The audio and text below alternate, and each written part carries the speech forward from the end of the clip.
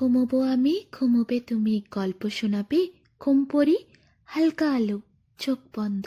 চলো একটা গল্প শুনি। রাতের গল্প বাংলায়। আজকের গল্প শামুক আর গোলাপের গল্প। সে এক বিশাল সুন্দর বাগান ছিল। কত কত ফুল সেখানে। কোথাও ফুটছে দলে দলে রজনীগন্ধা, কোথাও বা চন্দ্রমল্লিকা। কিন্তু বাগানের এত সুন্দর সুন্দর ফুলের মধ্যে সবচেয়ে সুন্দর ছিল একটা গোলাপ গাছ, যাতে ফুটতো লাল টুকটুকে গোলাপ। সারা বছর এমন সুন্দর গোলাপ ফোটে যে দেখে মানুষ অবাক হয়ে তাকিয়ে থাকে। যে তাকায় তার মনটা যেন ভরে যায়। আর সেই গোলাপ গাছটির ঠিক নিচেই একটা গর্তে থাকতো একটা মস্ত শামুক। শুকনো মোটা খোল, আর সেই খোলের ভেতরে রয়েছে তার থলথলে শরীর। একদিন ভোরবেলা হাই তুলতে তুলতে শামুক তার খোলের ভেতর থেকে বেরিয়ে এলো আর গোলাপ গাছের কাছে গিয়ে তাকে ডেকে বলল, কি হে ভাইয়া, কি করছো? কাজকর্ম কিছু নাই নাকি? কেবল তাড়াহুড়ো করে ফুলই ফুটিয়ে যাচ্ছ। ভালো কাজ করতে চাও? আমার মতো আস্তে আস্তে কাজ করতে শেখো। আমি পৃথিবীতে যত বড় বড় সব কাজ করে যাব, তেমন কাজ কি তুমি কখনো করতে পারবে? গোলাপ গাছ মাথা নুইয়ে সম্মান জানালো শামুককে। গোলাপ গাছ বলল, সে তো বটেই, আপনি কত বড়, কত কিছু জানেন। আপনার কাছ থেকেই তো আমরা সব শিখব। আপনার কাছেই এমন কাজ আমরা আশা করি। তবে কি বড় কাজটি করবেন আপনি? শামুক বলল, কি করব, কবে করব, কখন করব, এত ভাবনার দরকার কি? তোমার যত তাড়াহুড়ো, সেই জন্যই তুমি কোনো বড় কাজ করতে পারো না। বলতে বলতে শামুক তার কালো রঙের শক্ত খোলার ভেতর ঢুকে পড়ল। সারা বছর সে কোনো কাজই করল না। দেখতে দেখতে বছরটা চলে গেল। কেবল গোলাপ গাছের নিচে এক জায়গায় শুয়ে ঘুমিয়ে কাটিয়ে দিল। বছর ঘুরে নতুন বছর চলে এলো। নতুন বছরে ভোরবেলা শামুক আবার বেরোলো সেই শক্ত কালো খোলের ভেতর থেকে হাই তুলতে তুলতে। গোলাপ গাছকে ডেকে বলল, কি হে গোলাপ, বলে বুড়ো হতে চললে তো? সারা বছর প্রতিদিন ফুল ফুটিয়ে ফুটিয়ে নিজের যতটুকু ক্ষমতা ছিল তা তো একদম শেষ করে দিলে। কি লাভ হলো বলো তো তাতে? আমাকে দেখো, আমি কত শক্তিশালী। আমার শক্তি আমি একদম অপচয় করিনি। দেখো আমাকে, আমার ভেতরে কত শক্তি আমি জমিয়ে রেখেছি।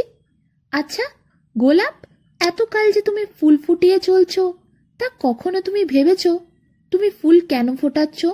ফুল ফোটানোর মানেটাই বা কি? ফুল ফুটলেই বাকি, আর না ফুটলেই বাকি।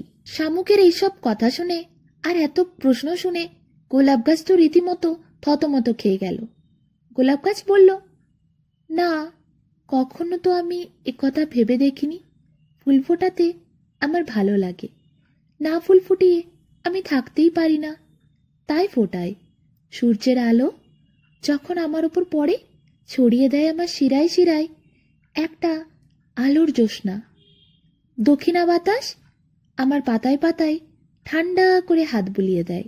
ভোরবেলা শিশির সে আমার মুখ ধুইয়ে দেয়, আর বর্ষার স্নিগ্ধ জল সে আমার গা ধুইয়ে দেয়। আনন্দে আমার পাপড়িগুলো কাঁপতে থাকে। আমি কিছুতেই আর নিজেকে ধরে রাখতে পারি না। নীল আকাশের নিচে আমি সূর্যের উজ্জ্বল আলোয় নিজেকে পরিপূর্ণ করে তুলি। ফুটে উঠি আমি। জীবনটা খুব মজার। এরপর শামুক একটু ফোড়ন কেটে বলল, জীবনটা তোমার খুব মজার দেখছি গোলাপ। গোলাপ উত্তর দিল, হ্যাঁ, ঠিকই বলেছেন, অবশ্য মিথ্যে নয়। জীবনটা সত্যিই খুব মজার। কিন্তু আপনার জীবনটাও তো কম সুন্দর নয়। আপনি পৃথিবীর যত উপকার করবেন তা কি আমি কখনো করতে পারবো? গোলাপ গাছ সবিনয়ে বলল। শামুক নাক সিটকালো, কি সব বলো? আমি পৃথিবীর উপকার করব? বেকারের মতো কথা বলো না। শামুক নাক সিটকে বলল, কি সব বলো? আমি পৃথিবীর উপকার করব? বোকার মতো কথা বলো না, শুনলে হাসি পায়। নিজের উপকার করাই হলো সবচেয়ে বড় কাজ। এই কথাটি সর্বদা মনে রেখো গোলাপ। তোমার মতো ফুল ফুটিয়ে ফুটিয়ে শুকনো কাঠি হয়ে মরার কোনো দাম আছে? গোলাপ গাছের দিকে কটমট করে তাকাতে তাকাতে, তোমার মতো ফুল ফুটিয়ে ফুটিয়ে শুকনো কাঠি হয়ে মরার কোনো দাম আছে? গোলাপ গাছের দিকে কটমট করে তাকাতে তাকাতে শামুক রেগে কটকট করে খোলার ভেতর ঢুকে গেল। আবার ঘুমোতে লাগলো। গোলাপ গাছও নিঃশ্বাস ফেলে হালকা স্বরে বলল, আমি ওর কিছু কথাই বুঝতে পারি না। কি বলে, কিরকম গুটিসুটি মেরে ঢুকে গেল খোলার ভেতরে। বাইরে ওর কোনো নাম ও নিশানাও নেই। আমি তবে ওরকমভাবে থাকতে পারবো না। নিজেকে গুটিয়ে আমি ফুটবো, ফুল ফুটিয়ে গন্ধ বিলিয়ে আমি রোগা হয়ে যাই হব। কিন্তু ছোট ছোট ছেলেরা যখন খেলতে আসে আমার দিকে তাকায়, আনন্দে আমার মনটা ভরে ওঠে। পথিকরা পথে চলতে চলতে যখন থমকে যায়, অবাক হয়ে আমার দিকে তাকিয়ে থাকে, আমার খুব ভালো লাগে। আমার এত ভালো লাগে আমি কাউকে বলে প্রকাশ করতে পারবো না। সেই ভালো লাগার মধ্যে যে কি সুখ আছে, শামুক সেটা কোনোদিন বুঝবে না। এইভাবে দেখতে দেখতে আরও একটা বছর পার হলো। গোলাপ গাছ কত ফুল ফোটালো, ছড়ালো মাতাল করা সুগন্ধ, আনন্দ জাগালো সকলের মনে মনে। ওই বাগানের পাশ দিয়ে যেই যায় সেই অবাক হয়ে তাকিয়ে থাকে, দাঁড়িয়ে থাকে। একটু সুগন্ধ নিজের নাকে, মনে, প্রাণে চারিদিকে ভরে নেয়। গোলাপ গাছকে এখন কি অপূর্ব দেখতে লাগে। গোটা গাছটা লাল টকটকে গোলাপে ভরা। কি সুন্দর মিষ্টি সুগন্ধ। গোলাপ গাছের খবরটা সেই দেশের রাজার কাছে পৌঁছে গেল।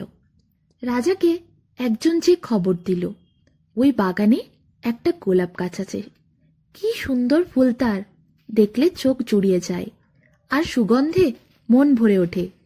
রাজা গোলাপ গাছের গুণগান শুনে বলল, ওই গোলাপের তো জায়গা ওই বাগানে নয়, আমার অন্দরমহলের বাগানে। এরপর রাজা লোক পাঠালেন গোলাপ গাছকে আনতে যাবার জন্য। একদিন শামুক ঘুমোচ্ছিল। হঠাৎ করে সে প্রচুর লোকের শব্দ শুনতে পেল। যখন একটু সে গর্তের থেকে বেরিয়ে এলো, দেখল রাজবাড়ির থেকে প্রচুর লোক সযত্নে গোলাপ গাছটিকে তুলছে। গোলাপের অবশ্য এক ফোঁটা আঁচড়ও লাগেনি। এত যত্নে তাকে নিয়ে যাওয়া হচ্ছে রাজবাড়িতে। কত আদর যত্নেই না থাকবে গোলাপ, কত নামি দামি গাছেদের সাথে তার পরিচয় হবে। আরো কত বড় বড় রাজা লোকজন গোলাপকে দেখতে রাজবাড়িতে আসবে। তাই গোলাপকে এই সামান্য বাগানে নয়, সম্মান দিতে রাজা তার রাজবাড়িতে নিয়ে যাচ্ছে। এরপর গোলাপকে তো আর দেখতেই পাওয়া যাবে না। রাজমহলে কত যত্নে থাকবে গোলাপ, কত লোক আসবে তাকে দেখতে। শামুক গোলাপ গাছকে দেখতে দেখতে এইসব কথাগুলো মনে মনে ভাবল। সে নিজে কোনো কাজ করত না, অথচ গোলাপের কাজকে কতই না সে ছোট করত। কিন্তু গোলাপ, সে তো নিজের কাজ করে গেছে। প্রতিদিন অক্লান্ত পরিশ্রম করেছে সে, প্রতিদিন ফুল ফুটিয়েছে, সুগন্ধ ছড়িয়েছে আকাশে বাতাসে। আর সেই সুগন্ধেই আজ হাজার মানুষের মন জয় করতে পেরেছে সে, পরিচিতি পেয়েছে সে। আর তো সে গোলাপ গাছকে বড় বড় বক্তৃতা দিতে পারবে না। আজ গোলাপ গাছ দেখিয়ে দিয়েছে বড় বড় বক্তৃতায় কিছু নেই, কাজে আছে। যে নিজের কাজ করে যায়, বড় বড় কথা না বলে, সেই মূল্য পায়। নিজের কাজটা সঠিকভাবে করে গেছে বলেই আজ গোলাপ নিজের মূল্য পেয়েছে। তার জায়গা হয়েছে রাজবাগানে। মূল্য দেয় তাকে এই পৃথিবী, মূল্য দেয় তাকে এই সমাজ। আর যে কাজ না করে বড় বড় কথা বলে, ভাষণ দেয়, সে ভাষণ দেয় ঠিকই, কিন্তু ভাষণ দিতে দিতে একদিন সব থেকে নিচে পড়ে থাকে। আর যে বেশি কথার উত্তর না দিয়ে কাজে মন দেয়, কাজ করে, সে একদিন অনেক উঁচুতে পৌঁছে যায়। তার কথা নয়, তার কাজই তাকে সঠিক জায়গায় পৌঁছে দেয়।